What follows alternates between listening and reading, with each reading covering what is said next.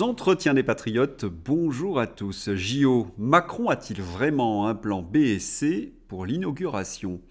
Des moyens seulement exceptionnels pour les JO et pas pour les Français? Avant de répondre à ces deux questions et traiter d'autres sujets d'actualité, vous connaissez la coutume sur cette chaîne. Je commence toujours mon entretien par remercier ceux qui m'ont permis de le faire, car ils m'ont financé à l'aide des merci rémunérateurs. Et aujourd'hui sont à l'honneur des fidèles parmi les fidèles. Elisabeth d'Agincourt, Vélivol, Radar et Philippe Bowen. Merci à eux du fond du cœur. Et puis je tenais à vous remercier pour votre soutien inconditionnel.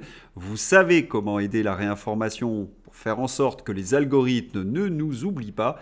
Un petit pouce levé, la diffusion sur d'autres réseaux sociaux ou écrire de gentils messages. Avec la Macronie, on ne sait jamais sur quel pied danser. Dernier exemple en date, le clip de Valérie Hayé, Ne votez pas ailleurs. Et de nombreux internautes pensent que c'est le véritable clip donc de campagne de Valérie Hayé. Il est vrai qu'il est difficile maintenant de distinguer au premier regard le vrai du faux avec la Macronie. Ils sont tellement hors sol, ils racontent tellement n'importe quoi, eh bien, qu'on a l'impression, lorsqu'on les entend, d'être dans des nouvelles du Gorafi. Il faut dire que ce clip vidéo a des éléments, comment dirais-je, crédibles. Valérie Hayé, ne votez pas ailleurs. C'est elle sur l'image, retenez bien son visage. On pourrait se dire, oui, c'est un véritable clip vidéo de campagne. Eh bien non, ce n'est pas un clip vidéo de Valérie Hayé. C'est un petit plaisantin, un humoriste qui s'est amusé à parodier le style un peu naïf, on va dire, de Valérie Hayé. Et cela a très bien marché parce que beaucoup de mes camarades de la réinformation ont cru que c'était un vrai clip de campagne. C'était quand même un peu gros pour être crédible, ce mix du Club Dorothée et une parodie des Inconnus. La vidéo est dans ma description. Mais voilà, le niveau de Valérie Hayé est guère plus élevé. Lorsque nous l'écoutons en débat, qu'est-ce que nous constatons? Eh bien, qu'elle ne connaît rien à la situation de la France, elle nie l'insécurité, la submersion migratoire, on a l'impression que tout va bien depuis Emmanuel Macron, il faut quand même l'oser. Et puis, elle déroule son narratif comme un petit perroquet, un mélange de mensonges et de propagande. Pour reprendre le terme de Pascal Praud, non, elle n'est pas au niveau. Et puis certains de mes petits camarades ont été induits en erreur parce qu'ils se souviennent du clip vidéo de la campagne de 2017 En Marche d'Emmanuel Macron. Oui, nous sommes en marche. Bon, un clip vidéo catastrophique. Avec les macronistes, donc, on ne sait jamais si nous sommes en présence d'une plaisanterie, d'un détournement du Gorafi ou de la réalité. Exemple avec Séjourné. Le ministre français des Affaires étrangères, Séjourné, convoque l'ambassadeur d'Iran en France, alors qu'il n'y en a plus depuis 2022. Ce type est vraiment un imbécile. Qu'en pensez-vous? Cette information est tout à fait crédible parce que Stéphane Séjourné, ce nouveau ministre des Affaires étrangères, il n'est en poste que depuis 3 mois, a commis plus d'impairs au Quai d'Orsay que pendant 30 ans. Mais voilà, l'information est un petit peu plus compliquée et Stéphane Séjourné essaie de communiquer dessus. Anatomie d'une manipulation. Lors du journal de 20h de France 2 hier soir, j'ai annoncé la convocation de l'ambassadeur d'Iran en France suite à l'attaque sur Israël la veille. Eh bien, ces mensonges ont été vus 1 million de fois. Le fait qu'il ait convoqué un ambassadeur qui n'était pas en poste. Les démentis sont passés inaperçus. La vitalité du dénigrement est sans commune mesure avec celle du rétablissement des faits. Or, il y a bien un ambassadeur d'Iran à Paris, M. Amin Nejad, convoqué aujourd'hui au ministère. Et Stéphane Séjourné d'attaquer ceux qui travaillent pour des puissances étrangères. Le tweet est venu de notre amie Caroline Galacteros. Monsieur le ministre, si c'est mon tweet qui est ici visé, donc par les tweets de Séjourné, il ne faut y voir évidemment aucune manipulation. Je me suis juste trompé de quelques semaines et j'ai fait immédiatement un rectificatif que je demande à mes abonnés de relayer. Je ne suis néanmoins pas responsable de la vitesse de propagation du tweet qui m'a la première surprise et je suis vraiment confuse d'avoir malencontreusement contribué à relayer cette fausse information. Je ne défends que les intérêts français aujourd'hui bien malmenés, monsieur le ministre, et je m'associe à toutes les initiatives visant à mettre à jour toutes les ingérences étrangères qui les menacent. Ce n'est toutefois pas parce que je me suis trompé qu'il faut m'attribuer de fausses intentions. Bien répondu, Caroline. Mais tout le monde aurait pu se tromper parce que lorsqu'on est allé voir sur le site du ministère des Affaires étrangères, il n'était pas à jour. Cette confusion sur l'ambassadeur iranien a pu naître de l'absence de mise à jour du site de l'ambassade d'Iran en France. On peut effectivement encore y lire, en cliquant sur l'onglet ambassadeur, que cette fonction est assurée depuis 2021 par un simple chargé d'affaires du nom de Seyed Hossein Sami Mifar, un intérim qui semble donc bien révolu.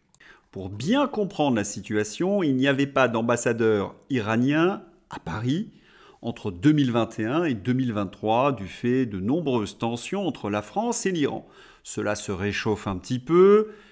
Téhéran envoie un nouvel ambassadeur. Et là, à peine arrivé, il est convoqué par Stéphane Séjourné pour être rappelé à l'ordre.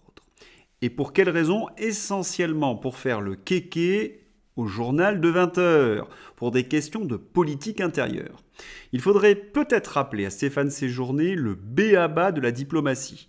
Pourquoi la France est-elle détestée aujourd'hui dans le monde? Parce qu'Emmanuel Macron manipule notre corps diplomatique à des fins de politique intérieure. Et que dire de la communication du ministre des Affaires étrangères? Quelqu'un pourrait me dire, pour que je comprendra bien, s'il vous plaît, notre ministre académicien, demain, il a demandé, ou hier, il demandera de convoquer l'ambassadeur d'Iran en France? Tiens, cela me fait penser à un vers de Georges Desnos, du sonnet Gorge froide. À la poste d'hier, tu télégraphieras. Et oui, dans un sonnet surréaliste, on peut mélanger le passé, hier, avec un futur. Mais lorsqu'on est ministre des Affaires étrangères, on évite. Mais ce que l'on peut conclure, c'est que ce ministre, il est vraiment surréaliste. Il y a quelque temps, les réseaux se moquaient d'Emmanuel Macron, qui ne s'occupait que des Jeux Olympiques. On le voyait en porteur de flammes olympiques. Mais ça, c'était un détournement. Eh bien, sur BFM TV, RMC, Emmanuel Macron est prêt peut-être à porter la flamme olympique. Macron prêt à porter la flamme si on l'invite. Le bougeoir présidentiel est de plus en plus allumé. L'extrait est dans ma description, il ne faut pas hésiter à le regarder parce que c'est une scène de comédie. C'est presque hilarant de bêtises. Vous avez un gros costaud, aux cheveux courts, très courtisan, qui explique « Monsieur le Président, vous êtes tellement sportif, vous ne voudriez pas porter la flamme olympique ?» Et Emmanuel Macron, regardez-le, il frétille, il dit « Non, non, non, fausse modestie, je laisse cela à d'autres. » Mais qui a écrit ce dialogue? Qui a scénarisé cette scène grotesque? Parce que si ce sont les communicants de l'Élysée, il serait peut-être temps qu'ils partent en vacances. Ils sont très fatigués. Mais le pire est à venir. Il est fort pour trouver l'argent, sauf pour les Français. Jeux Olympiques de Paris, on va se donner les moyens de faire une très grande cérémonie d'ouverture, déclare Emmanuel Macron. Enfin, la phrase exacte, c'est « les moyens considérables qu'on a mis ». Est-ce qu'il se rend compte à ce moment-là de la gaffe XXL? Nous sommes en période de rigueur budgétaire, il faut faire 20 milliards d'économies, il y a des déficits. Et il explique aux Français qu'ils ont mis des moyens considérables financiers pour la cérémonie d'ouverture. Pour rappel, les Jeux Olympiques devaient être gratuits, ils ne le sont plus. Ils devaient coûter 4 milliards, on parle d'une facture au-dessus de 10 milliards. Et on va demander aux Français de se serrer la ceinture. Une gaffe tellement importante que dans le Figaro, l'article a disparu au bout de quelques heures. Je n'ai trouvé aucun compte-rendu dans la presse aux ordres de cette interview. Oui, une énorme bourde. Aucun pays d'Europe n'a accumulé une dette aussi importante, pas même l'Italie. L'éternel enfant à problème, assure le Frankfurter Zeitung. Le journal allemand estime qu'il n'est pas possible de nier la gravité de la situation du déficit budgétaire français. Et oui, c'est la fin de l'orgie de l'endettement. Le couple Macron-Le Maire est accusé, à juste titre, de ne pas savoir gérer les finances françaises. Et vous avez le même son de cloche chez François Langlais dans Le Parisien.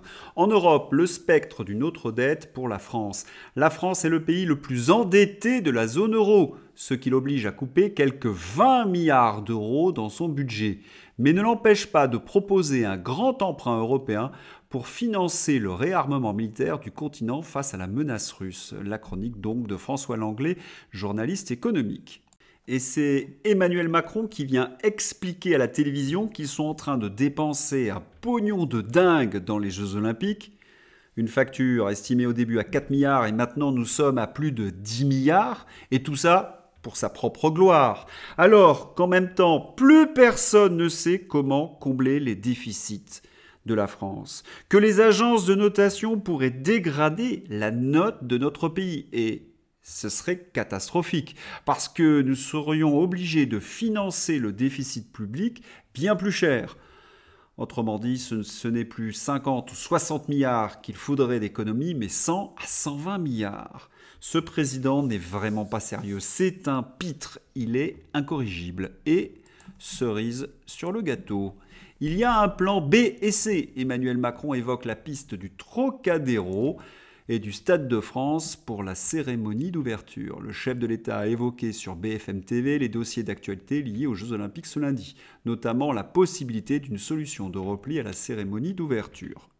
Pour rappel, Emmanuel Macron veut absolument sa cérémonie sur la Seine, malgré les mises en garde des services de sécurité français qui ont averti le président qu'il ne pouvait pas assurer la sécurité à 100% des Français et des touristes, risque d'attentat. Mais Emmanuel Macron n'en démord pas, il veut cette cérémonie à sa gloire. L'opposition s'est emparée du dossier. Éric Ciotti a accusé le président d'être narcissique, de ne pas assurer la sécurité des Français. Et là, interrogé par Apolline de Malherbe, il assure qu'il y a un plan B et un plan C. Il y aurait urgence. Si ça continue, ce n'est pas un plan B qu'il faudra prévoir, mais un plan de sauve-qui-peut des amateurs à l'organisation et à la sécurité des Jeux Olympiques. Alerte info, un ordinateur contenant des données sensibles sur les Jeux Olympiques de Paris a été volé au domicile d'une employée de la société de sécurité informatique Thales. Et vous vous rappelez, mes précédents entretiens, cela fait donc le 3e vol de données sensibles sur la sécurité des Jeux Olympiques. En janvier, il y avait eu un ordinateur et une clé USB quelque temps après. Et lorsqu'on avait interrogé Tony Estanguet sur un plan B, il nous avait assuré qu'il n'y a pas de plan B. Tony Estanguet, patron de Paris 2024, nous sommes en janvier, explique qu'il n'existe pas de plan B pour la cérémonie d'ouverture en cas d'augmentation importante de risques terroristes. Pas d'alternative à la cérémonie d'ouverture sur la Seine. Et qu'en pensent les élus parisiens ? Plan B et C de la cérémonie d'ouverture des Jeux de Paris ? Ce ne sont pas des hypothèses qui ont été partagées avec nous, répond Emmanuel Grégoire à la mairie de Paris. Et puis il faut être clair, on n'improvise pas un plan B et un plan C à quelques mois des Jeux Olympiques. Macron aurait-il menti ? Je vous laisse seul juge. Ce qui est certain, c'est que dans les sondages, le camp macroniste s'effondre. La base électorale d'Emmanuel Macron s'effrite. Notre sondage Ipsos donne sa candidate aux européennes à seulement 16% d'intention de vote. Sondage du 14 avril Ipsos. Jusqu'ici, quelles que soient les échéances, les polémiques, les crises, le vote Macron, c'était au moins 20% des électeurs français qui s'y retrouvaient. Précisément 24 en 2017, 22 aux européennes, 27 à la dernière présidentielle, puis 25 aux législatives.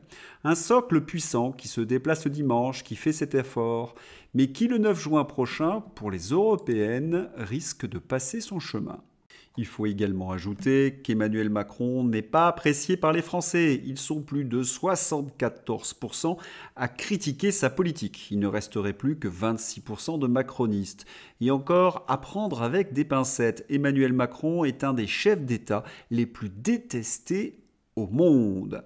Dernier sondage, eh bien, la liste du Rassemblement national est en train de s'envoler avec 32,5%. La dynamique est pour le RN. Donc, chez les Patriotes de Florian Philippot et de Jean-Frédéric Poisson, de Pierre-Yves Rougeron, eh bien, cela décolle un peu. 1%, donc plus 0,5. L'UPR est à 0 selon ce sondage. Vous êtes très nombreux à me dire attention, les sondages sont manipulés. Je vous rappelle que j'ai consacré un entretien sur les techniques de manipulation des sondages. Je connais très bien le milieu. Il faut prendre en compte un élément. Les instituts de sondage, pour beaucoup d'entre eux, ne font pas que des sondages politiques. Ils font aussi des études de marché. Or, le sondage politique, c'est dans une certaine mesure leur vitrine. S'ils se mettent à, manipuler de manière trop grossière, eh bien cela se voit, ils perdent des marchés. Je rappelle qu'il y a quelques années, certains instituts de sondage donnaient un peu trop les socialistes en tête, et ce fut l'inverse. Lourde perte de marché pour ces instituts de sondage au profit de ceux qui avaient dit la vérité. Donc, plus on approche d'une élection, plus le sondage est précis. C'est une question de crédibilité. Alors, pourquoi la greffe Frexit ne prend pas, alors que nous avons 34% des Français qui seraient prêts à voter pour un Frexit? Eh bien, c'est parce que nous n'avons pas accès aux médias. Et c'est pour cette raison que les journalistes de la réinformation essaient de véhiculer le combat Frexit. Il faut nous aider et pas nous taper dessus. Les dérives sectaires ont prêché que des convaincus. Cela n'a jamais fonctionné. Lors d'une élection, il faut savoir rassurer, il faut savoir être offensif, mais surtout pas être agressif. Ça, c'est détesté par l'ensemble des Français. Politique d'Emmanuel Macron. Il y a 5 ans, Vanessa était gravement blessée par un tir de LBD. Les experts confirment qu'elle n'avait pas un comportement répréhensible au moment des faits, donc que le tir était injustifié et illégitime. Mais elle ne peut toujours pas être indemnisée. Il faut mettre en parallèle les victimes des effets secondaires.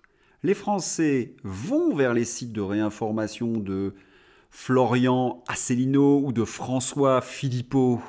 Mais après, ils ne votent pas pour eux. Pour quelle raison? Peut-être parce que la guéguerre entre nous les détourne du vote. Oui, il faut absolument faire l'union. La dérive sectaire, l'agressivité, eh bien, comme le sondage le montre, cela ne paie pas. Oui, il faut retrouver une dynamique d'union, c'est ce qu'on appelle d'ailleurs le gaullisme. Autre dossier important, voici les preuves que des collectifs de sans-papiers exploitent des clandestins. Ils les obligent à se rendre en manifestation à travers un pointage sur un fichier. En échange, ils promettent d'aider les migrants à rester en France, parfois grâce à des accords avec la préfecture. Infiltration donc des journalistes de Livre Noir dans les milieux immigrationnistes. Bravo aux journalistes de Livre Noir d'avoir mis à jour les dérives mafieuses de ces groupuscules. On retrouve les mêmes pour les migrants en province. 80 000 euros de rémunération, 1,5 million versés par Soros, qui se cache derrière l'association Destin commun qui cherche à imposer des migrants en zone rurale. Et derrière, vous avez toujours la collusion des partis de gauche, l'Union européenne et le macronisme. Ah, cette Union européenne, ils nous avaient promis les européistes, nous allons vous protéger, et c'est exactement l'inverse. Invité de Point de Vue, l'ex-directeur de la police aux frontières, Fernand Gontier, constate que les étrangers qui entrent dans Schengen ne laissent aucune trace. On ne sait pas qui entre et qui sort. Il faut pouvoir traquer l'immigration clandestine sur le territoire. Mais voilà, la CEDH, la Commission européenne, les politiques européennes empêchent la traque de l'immigration clandestine. Votre sécurité, ce n'est pas leur priorité. Vous en doutez? Eh bien, réécoutez les discours de Valérie Hayé. Australie, je vous l'avais dit hier, le héros français. Eh bien, l'Australie offre la citoyenneté aux héros français de l'attaque dans un centre commercial. Il y a de quoi être fier en Australie lorsqu'on est français. À peine les Australiens se sont remis de l'attaque du centre commercial de Bondi qu'il y a une nouvelle attaque. Et cette fois-ci, c'est sur un évêque irakien de la religion chrétienne assyrienne. Les Australiens sont littéralement furieux. Faites-le sortir! Tension devant l'église à Sydney, Australie, après l'attaque. Des personnes réclament que l'assaillant soit livré à la foule. Un massacre samedi, une attaque hier d'un évêque. La colère est très très grande en Australie. Pour bien comprendre la situation, l'Australie a connu des tensions raciales au début des années 2000. La droite est passée, elle a serré les vis et elle a mené une politique très restrictive en matière d'immigration. Il y a eu des bénéfices, les salaires ont augmenté, bien évidemment, avec de la croissance, et le calme est revenu en Australie. Scott Morrison, le Premier ministre conservateur, a perdu les élections suite à la gestion de la pandémie l'année dernière. Il a été remplacé par un socialiste, Albanese. Il a ouvert grand les frontières. Alors, non pas avec des visas permanents, non, par ce qu'on appelle des working holidays. Vous venez travailler pour les vacances, pour aider l'agriculture ou la restauration. 600 000 étrangers sont donc rentrés et il commence à y avoir, eh bien, comme vous le voyez, de graves difficultés. Aux prochaines élections, je pense que les conservateurs reviendront. Jean-Frédéric Poisson est sur TVL aujourd'hui. N'hésitez pas à le regarder. Les souverainistes constitueront pour les européennes 2024 du 9 juin la seule liste de coalition de partis, mouvements et personnalités pro-liberté et pro-paix, clairement en résistance contre l'Union européenne. Voilà. J'espère que vous avez apprécié ce journal. Je vous souhaite une excellente journée. À bientôt. Au revoir.